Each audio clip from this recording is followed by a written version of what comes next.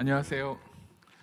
제가 오늘 설명드릴 내용은 좀 LLM 자체에 대한 구형 기술이나 그런 인프라스트럭처나 이런 것보다는 그 LLM을 어떻게 기업의 업무 환경에 적용하고 있는지, 그 과정에서 우리가 이런 생성형 AI가 갖고 있는 한계를 어떻게 극복할 수 있는지에 대한 얘기들을 좀 드려보려고 합니다. 자, 저희 더존 비즈오는 사실 되게 오랜 시간 동안 기업에 어떤 ERP를 공급하고 또는 그룹웨어를 통해서 소통이나 협업을 지원하는 것을 클라우드 컴퓨팅이나 뭐 이런 여러 가지 솔루션을 기반으로 지원해 왔는데요. 거기에 최근에 저희가 이런 AI를 붙였습니다. 근데 사실 이 AI를 조금 더 우리가 분류해서 생각하면, 원래 그동안에 수년 동안 저희가 노력했던 부분은 기업이 갖고 있는 그런 정형 데이터들, 예를 든다면 기업의 여러 데이터베이스에 있는 데이터들을 기반으로 뭔가 기업의 문제를 예측하거나 분류하든지 뭐 이런 거를 중심으로 해왔는데, 이제는 우리가 이제 새롭게 시도하는 부분은 그런 데이터들을 해석해서 사람이 대답하는 것처럼 어떻게 그거를 잘 포장해서 할 것인지, 그거를 생성형 AI 기반으로 하고 있습니다. 그러니까 저희가 이제 하고자 하는 건 이겁니다. 우리 회사랑 나를 잘 이해하고 도와주는, 가치 있는 일에 집중할 수 있게끔 도와주는 AI가 있었으면 좋겠다.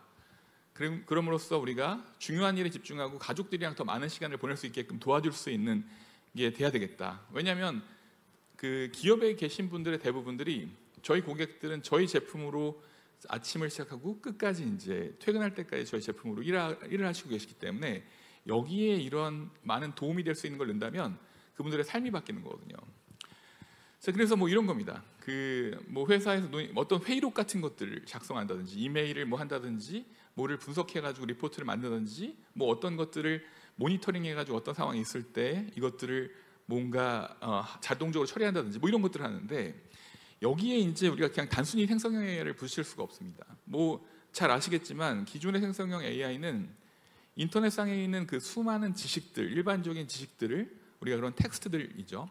그런 것들을, 다양한 언어의 텍스트들을 학습함으로써 기본적으로 넥스트 토큰 제너레이션이라고 프리딕션이라고 하는 어떤 단어의 순서에 대한 배열에 대한 통계적인 그거를 이제 예측하는 모형입니다. 그러다 보니까 얘가 갖고 있는 세 가지 문제가 있는데, 첫 번째는 얘가 저 파운데이션 모델을 학습한 그 시점까지의 지식을 갖고 있다는 거, 그 이후의 것들을 제대로 답변하지 못한다는 것과, 두 번째는 얘가 이런 어떤 기업이나 기관에 갖고 있는 내부의 어떤 컨텍스트를 기반으로 답변을 못한다는 겁니다.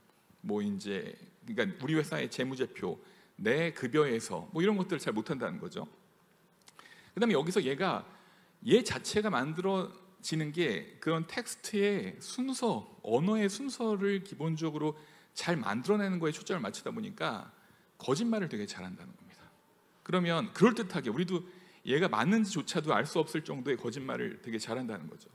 그래서 이거를 우리가 해결하는 방식으로 최근에 각광받고 있는 게 RAG, Retrieval Augmented Generation이라고 하는 방법입니다. 근데 이게 제가 이 설명을 좀 드릴 때 이걸 좀 잘 이해하셔야 되는데, 이 교수님 얘가 모든 해답이 되지는 않거든요. 얘가 갖고 있는 문제들도 있습니다. 그렇지만 얘가 어떤 식으로 동작하는지를 먼저 말씀드리면 이렇습니다.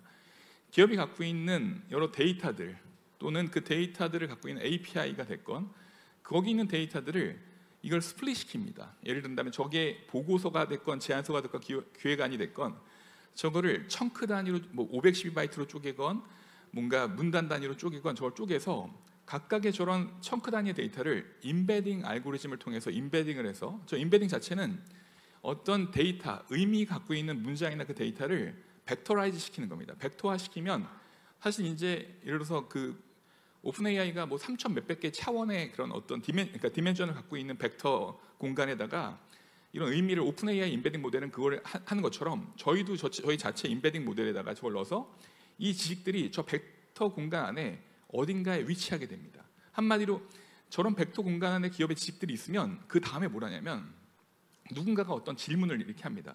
우리 회사 재무제표를 분석하고 영업 손익에 대한 뭐 변동을 알려줘. 그러면 그 다음에 하는 일이 이 질문 자체를 인베딩해서 저 벡터 공간에서 이 질문의 의미와 가장 유사한 것을 찾아서 그 지식들을 뽑아냅니다. 자, 그래서 그럼 이 지식들을 기반으로 LLM한테 이 지식을 기반으로 답변해줘. 무슨 말이냐면 기존에는 이 지식을 생성형 AI가 그냥 갖고 있던 학습한 그런 데이터를 기반으로 알아서 답변해달라고 그랬던 거를 이제 기업이 갖고 있는 어떤 지식들, 데이터들을, 정보들을 잘 조각내서 그 조각들을 임베딩해서 벡터 DB에다가 갖고 있다가 내가 뽑아낼 때 질문을 통해서 거기에 적합한 지식들의 조각들을 뽑아내서 그 지식 조각들을 생성형 AI한테 넘기면서 야, 이 기반으로 내가 원하는 답변을 정리해서 돌려줘, 이런 겁니다. 알아서 하는 게 아니라 내가 갖고 있는 정보들의 조각들을 넘겨주면서 이걸 참고해서 돌려줘, 이렇게 하는 겁니다. 자, 그러니까 이게 그러면서 우리가 해결할 수 있는 게, 자, 이 생성형 AI가 자기가 하는 게 아니라 어떤 근거를 기반으로 답변하니까 여기에 거짓말하는 게 조금 줄어들고요. 현재 시점의 정보를 기반으로 답변할 수 있게끔 이제 되는 겁니다. 이게 이제 RAG라고 하는 기반이 그런 걸 하는데 여기에 문제가 있습니다. 첫 번째 문제는 저게 정보가 되게 많아지니까 저거를 요청하는 어떤 질문에 대한 임베딩을 했을 때 그거에 대한 답에 대한, 한마디로 기존에 있는 지식들을 조각내서 이 벡터 DB에서 그걸 검색하는 겁니다. 거기서 검색할 때 관련된 정보들이 굉장히 많이 같이 이제 나올 수 있습니다. 여기서 결국은 랭킹의 문제가 발생합니다. 여기서 어떤 거를 LLM이 써야 되느냐에 대한 문제가 있고, 두 번째는 이런 정보가 없는 이제 문제가 발생하죠. 그래서 이걸 해결하기 위한 여러 가지 꼼수들을 여기다 넣어야 됩니다. 자, 그 꼼수들은 뒤에다가 이제 좀 설명을 드리겠습니다. 자, 저희가 그래서 뭘 했냐면 이 위하고나 저희 아마란스 같은 저희 제품에다가 여기 보시면 이런 제품들이 다 각각의 서비스 API와 저 서비스들이 데이터를 갖고 있는 이 수많은 저희 플랫폼에 있는 데이터, 그러니까 서비스들이 데이터와 API를 갖고 있는데 이 저희가 하는 거는 이 데이터와 API를 생성형 AI가 사용할 수 있게끔 중간에서 AI를 두는 겁니다. 자, 그래서 저희가 원AI라고 하는 것은 이 어떤 질문이나 요청이 들어오면 그거를 해결하기 위한 적합한 지식과 그거를 실행하기 위한 명령을 실행하기 위한 API를 찾아서 그거를 생성형 AI가 사용할 수 있게끔 도와주는 AI라고 보시면 됩니다. 그래서 여기서 저희가 이제 추구하는 게 5가지 목표가 있습니다. 하나는 질문에 대한 답변인데 그냥 뭐 클로드나 챗GPT를 사용하면 우리 회사의 지식이 없으니까 그냥 알아서 답변을 하겠죠. 근데 얘는 우리가 회사 갖고 있는 지식, 데이터, ERP에 있는 데이터나 수많은 어떤 제안서, 기획서들, 전자결제 데이터들 이런 걸 기반으로 그걸 기반으로 답변을 합니다.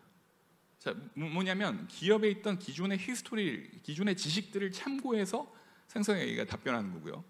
두 번째는 액션을 실행할 수 있습니다. 우리가 GPT한테 뭐 어디에다가 팩스 보내줘, 어디다 이메일 보내줘 이런 거 못하지 않습니까? 근데 저희 위하고라는 플랫폼에는 팩스 서비스, SMS, 뭐 CRM, ERP 다 있으니까 거기에 있는 API를 통해서 뭔가를 하게 만들 수 있습니다.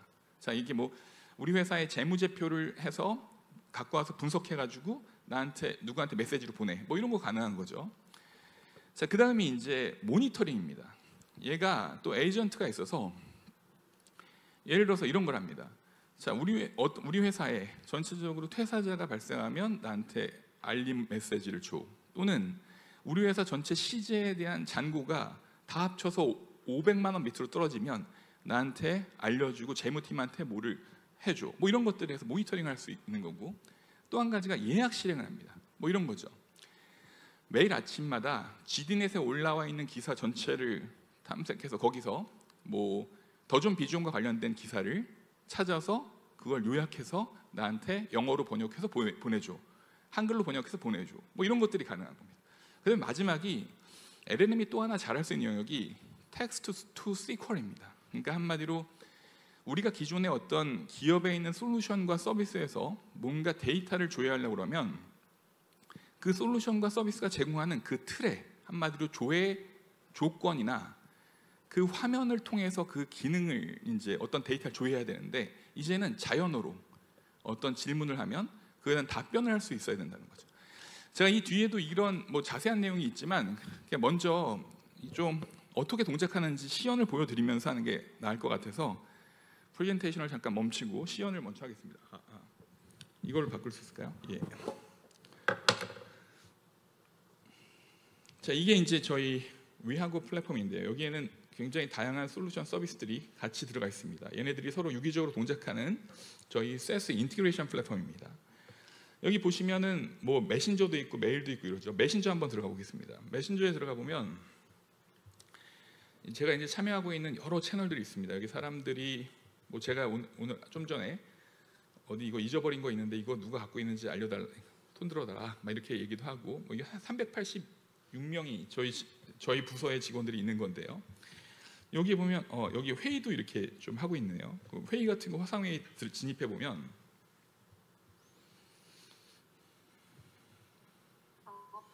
잠깐 미안해. 이 화상회의 진입해 보면 이 직원들이 지금 회의를 하고 있는데 얘가 지금 뭘 하냐면 AI가 이 회의를 다 듣고 있습니다. 그래서 제가 여기 AI 버튼이 있는데 이 AI 버튼을 눌러서 자, 지금까지 논의된 내용을 요약해서 보여줘. 자, 이렇게 하면 이 회의가 언제부터 시작됐는지 모르고 누가 참여해서 무슨 얘기를 했는지 모르지만 이게 지금 뭐 전자계약 출시 관련된 거나 비영리 전자결제 관련된 거나 이걸 어떤 내용들이 이렇게 되는지를 다 정리해서 이렇게 저한테 보여주죠. 뿐만 아니라 이걸 갖고 누가 어떤 일을 해야 될지를 알려줘 등의 일들을 할 수 있는 겁니다. 자, 미안해, 방에서 할게. 자, 그리고 이제 여기에 보면 이 채팅하고 있는 이런 모든 대화방들이나 이 주제가 저희가 수년 동안 이걸 저희가 뭐 자체 개발에 사용하고 있는 건데, 여기에 보면 뭐 기획팀에서 아니면 저희 부문에서 여기 이제 얘기들을 되게 많이 할 겁니다. 그럼 뭐 이런 것도 할 수 있죠. 뭐 재미나니까 한번 해보겠는데, 제가 여기다가 이 채널에서 제일 화가 많이 났던 사람을 알려줘. 누굴까요? 접니다. 여기 보면 제가 이거를 한번 해보고서는 좀 약간 이거 내용까지 나오면 안 되는데 내용도 나와서 이거 좀 없애겠습니다. 여기 보면 여기 송호철이 제일 화가 많이 났답니다. 여기 직원들이 제가 그리고 그 밑에 뭐라고 했는지까지 다 이렇게 나오더라고요. 막 화냈던 것들. 그러니까 여기서 우리가 할 수 있는 건 뭐냐면 이 기획팀에서 이 기획팀 채널에 사람들이 막 기획 관련된 협의를 하는데, 자, 여기다가 이런 걸 할 수 있죠. 자, 지금 이거 새로 만들어야지. 지금 현재 진행 중인 기획들에 대해 정리해서 보여주고 주요 이슈를 알려줘. 자, 이렇게 하면 제가 이거를 하나하나 처음부터 끝까지 이걸 다 살펴볼 필요가 없이 AI는 이미 이 대화방에 대한 내용을 다 이해하고 있는 겁니다. 어떤 것들이 진행되고 있는지, 거기에 주요 이슈가 뭔지, 내용이 뭔지 이런 것들을 정리해서, 제가 한마디로 기존엔 데이터베이스만 데이터 갖고 있었다가 이제는 모든 이 대화도 지식이라는 거죠. 이 지식을 기반으로 답변할 수 있게끔 만들어내는 겁니다. 뿐만 아니라 여기에 있는 이 수많은 것에 다 AI가 녹아 있는데요. 이메일 같은 경우도 한번 보겠습니다. 우리가 어떤 뭐 외국에서 온 메일을 번역하고 뭔가 회신을 하고 막 한다고 가정하겠습니다. 뭐 제가 뭐 여기 할 만한 게 그냥 없으니까 뭐 그냥 대충 광고 메일 갖다 하겠습니다. 자, 이 메일의 내용을 번역해줘.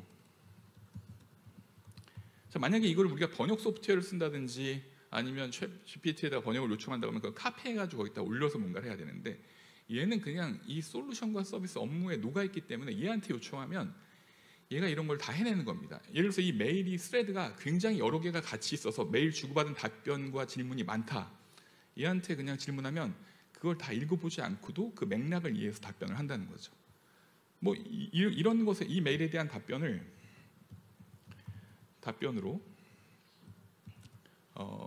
광고 메일을 그만 보내달라고 기분 나쁘게 영어로 작성해줘. 자, 이렇게 하면 얘가 기분 나쁘게 영어로 만듭니다. 자, 그래서 이거를 그냥 답장을 보내버리는 걸로 여기 답장 보내게 해버리면 답장이 가는 거죠. 자, 이런 식으로 이게 다 녹아 있는 겁니다. 이거 말고도 예를 든다면 이런 게 가능할 겁니다. 제가 얘한테 아까도 우리가 데이터베이스 조회에 대한 이야기를 말씀드렸습니다. 자, 여기한테 저희가 뭐 회계 데이터나 이게 있으니까, 물론 저희 회사의 회계 데이터를 보여드릴 수 없어서 샘플 데이터를 넣었지만 보겠습니다. 우리 회사의 1월부터 7월까지의 제품별 매출을 작년과 비교해서 보여줘. 자, 이렇게 하면 원래는 이걸 할 때 어떻게 해야 되냐면 우리가 이거를 조회하기 위한 유저 인터페이스가 있어야 됩니다. 그리고 그 유저 인터페이스의 뒤쪽에 비즈니스 로직은 이런 조건들 언제부터 언제까지나 이걸 기반으로 쿼리를 만들어서 뒤에 데이터베이스에서 그걸 조회해내야 되는데 아까도 말씀드렸지만 AI가 굉장히 잘하는 요소 중에 하나가 텍스트 투 SQL입니다. 한마디로 제가 지금 이 질문을 하면 뒤에 어떻게 했는지 설명을 드리겠습니다. 이 질문을 우리가 이제 제가 좀 이따 임베딩하는 것에 대해서 말씀드릴 때 데이터베이스 스키마를 임베딩합니다. 거기 메타 정보를 임베딩해서 걔한테서 이 테이블과 컬럼에 대한 정보를 끄집어내서 걔를 기반으로 한 적절한 쿼리를 생성하고 걔를 실행해서 이걸 갖고 오되 추가적으로 이게 뭐냐면 이런 그래프 같은 거를 기존에는 이미 만들어진 그래프의 데이터를 바인딩해서 써야 되는데 이 그래프를 그려달라고 합니다. 얘가 또 잘하는 게 코딩을 또 잘합니다. 그래서 이거를 서버에서 생성한 이미지를 갖고 오거나 또는 클라이언트 사이드에서 이걸 스크립트로 만들어가지고 뿌려주거나 뭐 이런 걸 하는 거죠. 자, 여기 말고도 제가 조금만 더 시연을 보여드리고 뒤에 설명을 드리겠습니다.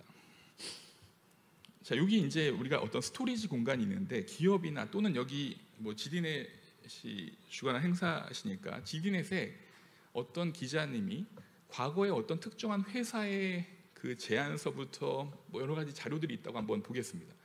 그런 자료들이 있을 때 이 자료를 그냥 여기다가 자 여기 뭐 제가 이걸 AIC 보관함에 이미 넣어놨어가지고 해제를 먼저 하겠습니다. 그냥 그 자료를 여기다가 오른쪽 클릭해서 AI 지식 보관함에 추가합니다. 자 그리고 여기를 태그를 어떤 회사 뭐 더존비존 이렇게 해서 태깅을 해서 저장하면 얘가 아까 말씀드린 대로 레그라는 걸 통해서 데이터를 스플릿하고 얘를 임베딩 시켜서 데이터베이스에 저장해서 이제 어떤 질문을 하면 이 지식을 기반으로 답변을 하게 되는 겁니다. 자 그러면 우리가 AI 지식 보관함을 잠깐 보면 제가 올려놓은 지식들이 이렇게 있죠. 어떤 기자님이 올려놓은 기사나 지식들이 있을 겁니다. 그럼 이제는 보통 일반적인 바깥에 있는 지식이 아니라 이 지식 보관함에 있는 기능, 이 지식을 기반으로 데이터를 생성해서 만들어내는 겁니다.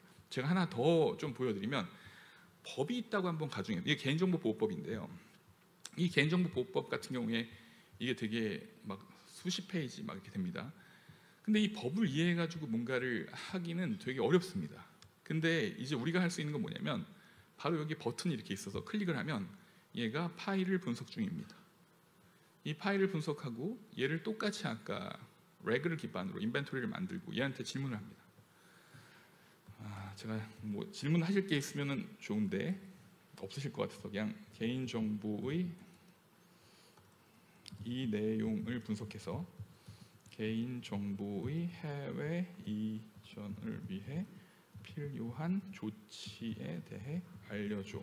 자 이렇게 하면 다시 말씀드리지만 레그는 어떤 지식을 찾아서 그 지식 조각을 LLM에다 넘겨서 그 지식 조각을 기반으로 답변을 할 수 있게끔 하는 거니까 얘가 이 파일에 대한 내용을 이 청크 단위로 스플릿 시킨 거를 학습시켜서 얘를 기반으로 얘가 답변하게 합니다. 여기 보시면 개인정보 해외 이전을 위해 필요한 조치는 뭐뭐뭐 이렇게 나오지 않습니까? 이걸 사람이 하려고 하면 법이 한두 개도 아니고 굉장히 골치 아픈 일인데 그런 것들을 안 해도 되는 거죠.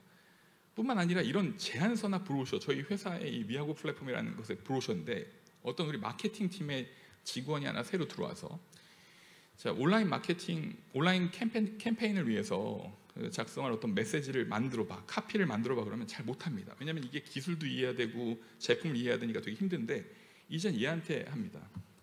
이 브로셔 내용을 분석해서 온라인 마케팅을 위한 캠페인 문구를 작성해줘.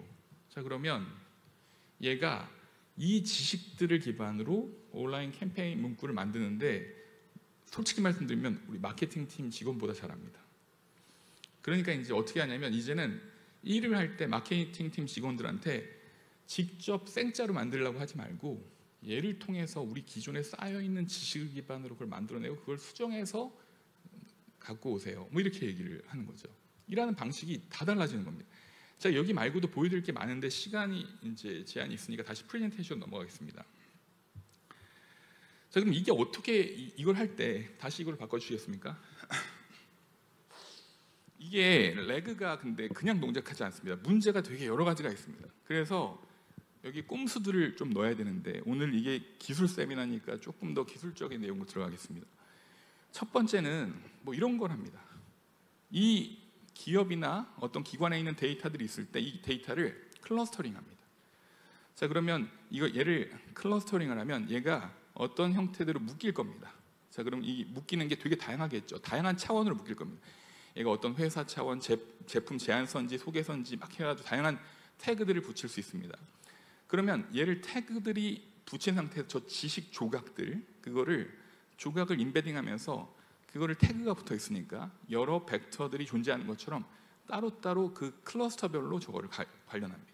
나중에 그럼 어떻게 하냐면 질문에서 뭔가를 찾을 때 이 질문 요구사항에 대한 것들을 얘를 클러스터링해서 실제 어떤 클러스터를 참조해가지고 데이터를 뽑아내야 되는지를 할 수 있기 때문에 한 통 안에 전체 지식을 갖고 있는 것보다 훨씬 조금 더 정확하게 데이터를 뽑아낼 수 있습니다. 그 다음에 두 번째는 제가 이거 데이터를 쪼각낸다고 그랬는데, 자, 이 어떤 문서를 한번 예를 들어보겠습니다. 이 문서를 쪼각낼 때 단순히 뭐 512바이트, 256바이트로 쪼각낼 수도 있고 걔를 겹쳐서 뽑아낼 수도 있고 다양하게 형태로 하지만 제가 이제 첫 번째 방식대로 저렇게 뽑아내는 거, 두 번째 방식대로 뽑아내는 거, 세 번째 방식대로 뽑아내는 게 다 다른 이 인베딩 벡터를 갖게 됩니다. 한마디로 의미가 다 다르다는 거죠. 그러면 얘를 인베딩했을 때 탐색하는 성능에도 영향을 미칩니다. 얘를 저 조각내는 방식에 따라서 저 의미가 다른 벡터로 만들어진다는 거죠. 자, 그러니까 이런 것에서 얘를 찾는 게 이걸 조금 더 효율적으로 하기 위해서 어떻게 하냐면 얘를 뭐 이런 걸 합니다. 자, 이 모든 문장 자체를 다 조각내고 얘 각각에 대한 작은 조각들을 다 인베딩해서 벡터화시키고 이 만들어진 벡터와 이 데이터를 클러스터링을 다시 해서 이 클러스터링된 데이터들 단위로 다시 인베딩을 합니다. 자, 이거를 이제 조각내 이 청크 단위의 지식들을 다시 분류를 해서 얘를 다시 인베딩해서 큰 이 조각에 대한 벡터들을 만들어내고 걔를 두 개를 같이 쓰는 거죠. 그다음에 이제 또 하나의 이슈는 이게 도메인마다 지식들이 다 다릅니다. 이 인베딩이라는 게 결국 어떤 의미를 벡터화시키는 거기 때문에, 자, 여기서 이제 똑같은 지식을 해가지고 저기 벡터를 만들었다 하더라도 얘가 예를 들어서 세무회계다. 근데 세법이 뭐 부가가치세법, 법인세법에 따라서 이게 같은 의미가 아닌데도 불구하고 같은 의미로 분류하는 형태도 있고 막 이럽니다. 이 인베딩 알고리즘의 인베딩을 어떻게 알고리즘을 만들었냐에 따라서 그렇게 생깁니다. 자, 그렇기 때문에 어떻게 해야 되냐면 이거를 기존에서 공공기관이면 공공기관에 있는 여러 기존에 갖고 있던 지식이나 도메인에 따라서 저 인베딩 모델을 다시 학습시켜야 돼요. 저 인베딩 모델을 다시 학습시키면 뭐 예를 들어서 저희 같은 경우에는 세무회계, 인사총무, 뭐 소통 도구들에 대한 인베딩 모델을 분류하고 그걸 하게 되면 어떻게 되면 저 같은 의미를 갖고 있는 것을 거리를 떨어뜨려서 얘를 이제 탐색할 때 저걸 효율적으로 할 수 있게끔 만들죠. 그 다음에 또 한 가지가 어떤 이게 이렇게 해도 답이 제대로 안 나옵니다. 왜냐하면 얘가 레그를 통해서 기존 지식을 얘는 레그 기반은 그냥 검색이라고 생각하시면 됩니다. 기존의 기업에 있는 지식들을 검색해서 LLM한테 넘길 때 그 검색된 거 전체를 넘길 수가 없습니다. 그 이유가 뭐냐면, 자, 우리 생성형 AI들은 컨텍스트 윈도우 사이즈라는 게 있습니다. 자, 한 몇 달 전까지만 해도 라마나 모든 오픈 소스의 컨텍스트 윈도우 사이즈, 받아들일 수 있는 그 프롬프트 사이즈라고 생각하시면 됩니다. 그게 사이즈가 4kb였습니다. 자, 그러니까 4kb는 이 이전의 질문에서 답변했던 것 플러스 내가 뭔가를 질문할 때 넘길 수 있는 프롬프트 또는 렉으로 갖고 온 지식의 이 데이터 양이 4kb를 못 넘었던 겁니다. 근데 그 한 뭐 몇 달 전, 한 두 달 됐나요? 그 알리바바가 퀸2라는 것을 이 모델을 오픈 소스로 오픈하면서 걔 모델이 128K의 컨텍스트 윈도우 사이즈를 이제 제공했습니다. 그러면서 어떻게 되냐면 갑자기 몇 주 만에 메타가 기존의 라마 3.1을 출시하면서 거기에 컨텍스트 윈도우 사이즈를 128K로 확 늘려서 원래 4KB짜리를 늘려가지고 오픈했습니다. 그러니까 원래부터 할 수 있었는데 그걸 오픈 안 했던 거죠. 자, 그렇게 됨으로써 128K의 공간이 이제 생긴 겁니다. 어떤 질문할 때 지식을 넘겨줘서 걔가 답변할 수 있게끔, 생각할 수 있게끔 하는 공간이. 근데 128K도 큰 공간이 아닙니다. 어떤 제한선 하나만 해도 뭐 몇백 메가짜리도 있으니까요. 그렇기 때문에 레그는 이 AI가 답변할 수 있게끔 답변하는 데 필요한 참조 정보를 이 안에서 조각 내서 가급적 정확하게 쪼개서 넘기는 게 좋은 답변을 만드는 데 매우 중요한 겁니다. 그래서 얘가 답변을 넘길 때 처음에 답변을 했는데 제대로 된 답변이 안 나오면 사용자들이 피드백을 줘서 이 답변은 아니야 라고 하면 이 LLM이 답변하기 위해서 참조한 레그 그 지식 조각들을 얘에 대한 웨이트, 참조 웨이트를 낮춰야 됩니다. 그러면 다시 똑같은 질문 의도를 할 때는 걔네들의 참조가 안 일어나겠죠. 이런 식으로 계속 이 지식을 참조하는 걸 고도화시켜야 되는 거고, 가장 최근에 시간 가중치를 중심으로 이 기업이나 많은 영역에서 우리가 이제 똑같은 지식이 시간 영역에서 겹치는 지식들이 많기 때문에 그럼 어떤 걸 참고해야 될지 모르는 경우가 많습니다. 법도 계속 바뀌죠. 그거를 할 때 시간 가중치 같은 것들을 사용해야 되는 이런 경우가 이제 있습니다.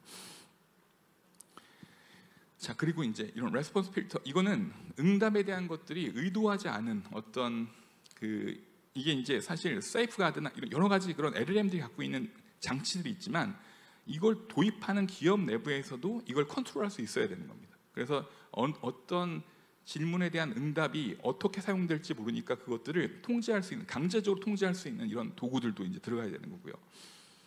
자, 요거는 이제 이건 시간이 얼마 없기 때문에 제가 뒤쪽 얘기를 좀 더 하겠습니다. API 얘기를 좀 할 필요가 있습니다.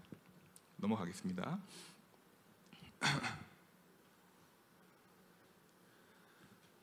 되게 기네요. 자, 그 다음이 이제 LLM이 명령을 실행하는 부분입니다. 이 LLM이 명령을 실행하려면 세 가지가 매우 중요한데, 첫 번째는 이 기존에 있는 API나 이런 것들이 받을 수 있는 파라미터에 대한 타입에 대한 정보가 명확하게 있어야 되고, 두 번째는 어디 있는 그 펑션에 대한 API 엔드포인트 어디 있는 걸 호출해야 되느냐, 그 다음에 얘에 대한 권한, 액세스 포인트, 액세스 컨트롤에 대한 것들이 되게 중요합니다. 그러니까 이제 저희는 어떻게 하는지 잠깐 말씀드릴게요. 지금까지는 제가 지식을 임베딩 시켜서 사용하는 걸 말씀드렸는데, 지금부터는 API의 디스크립션을 임베딩합니다. API 타입이나 어떤 API URL과 파라미터 타입들이나 이런 것들, 그 다음에 걔가 어떤 API인지 디스크립션들을 얘를 임베딩합니다. 자, 그러면 얘가 데이터 벡터DB의 다른 영역에 이제 존재하겠죠. 그 다음에 이제 질문합니다. 나 오늘 받은 메일 전체 리스트를 받아가지고 뭔가 요약해서 어떤 메신저 방에다가 공유해줘. 그럼 거기만 하더라도 메일 액세스하는 API가 있어야 되고, 메신저 방에다가 공유할 수 있는 API가 있어야 되고, 여러 가지 API를 써야 되니까 그거를 요청을 딱 하면 이 질문에 대한 걸 다시 임베딩해서 이 질문에 유사한 답을 할 수 있는 API 리스트를 추천받고, 그 API 리스트와 함께 다시 생성의 AI 쪽에다가 요청을 합니다. 내가 이거를 하려고 그러는데 API 추천 리스트 10개를 줄 테니까 이 중에서 가장 적합한 API를 찾아내고, 그거에서의 파라미터를 API 표준 호출 규격에 맞게끔 파라미터에 대입을 해서 만들어내놔. 그럼 그걸 줍니다. 그러면 이제 중간에 우리 원AI 같은 이런 저희 미들웨어가 그거를 실제 이 엔드 포인트를 호출해가지고 그거를 명령을 실행하게 되는 겁니다.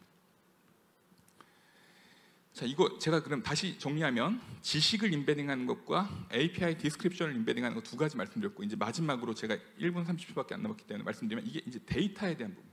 아까 데이터에 대한 거 말씀드린 건 이렇습니다. 이 데이터 웨어하우스가 기업 안에 여러 가지 형태로 존재하는데, 저희 같은 경우는 인사이트 오퍼스라고 하는 DW가 이제 서비스가 있는데, 여기 안에 데이터들이 이 적재가 되면 얘를 데이터베이스의 그 데이터의 스키마들, 테이블, 컬럼 이런 스키마들을 또는 그 카탈로그를 얘 자체를 메타 정보와 함께 임베딩합니다. 그다음에 벡터 정보에 벡터DB에다 저장을 합니다. 자, 그럼 이제 어떤 일이 일어나면 질문을 하죠. 어떤 매출과 뭔가 비교해서 증감을 하거나 뭘 요청해줘. 그러면 얘가 거기에 해당하는 적합한 테이블과 컬럼을 리스트업해서 이게 뽑아냅니다. 자, 그다음에 그 뽑아낸 추천된 테이블과 컬럼의 정보를 갖고 그 디스크립션을 갖고 LLM한테 야, 이거 기반으로 쿼리를 생성해줘 라고 합니다. 그럼 쿼리를 생성한 걸 갖고 걔를 실행해서 얘를 데이터베이스에서 그걸 끄집어다가 그 데이터를 아까처럼 시각화시키고 테이블처럼 보여주고 뭐 이런 것들을 하는 거죠. 자, 제가 지금 여기까지 말씀을 드렸는데 결국은 LLM으로 사실 돈을 벌고 LLM으로 뭔가 하는 게 이게 저희는 쉽지 않을 거라고 생각해요. LLM 자체를 만들거나 하는 것들에 사실 굳이 우리가 엔진 만드는 것까지 하지 않아도 충분히 그 LLM을 활용하는 AI가 또 필요한 거거든요. 여기도 지금 보면 저희도 라마 SLM을 갖고 자체적인 이런 API 임베딩하고 뭐 이런 것들 뭐 저장해서 API 찾고 하는 것들은 왜냐면 여기 토큰 비용이 많이 나가기 때문에 그걸 줄이기 위해서 하이브리드로 씁니다.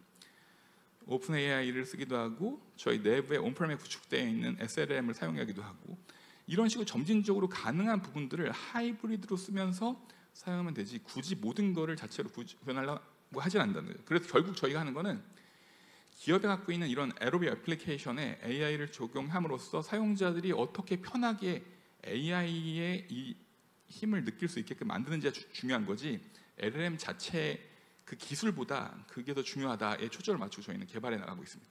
자, 오늘 제가 시간이 다 돼가지고 이제 마무리하겠습니다. 감사합니다.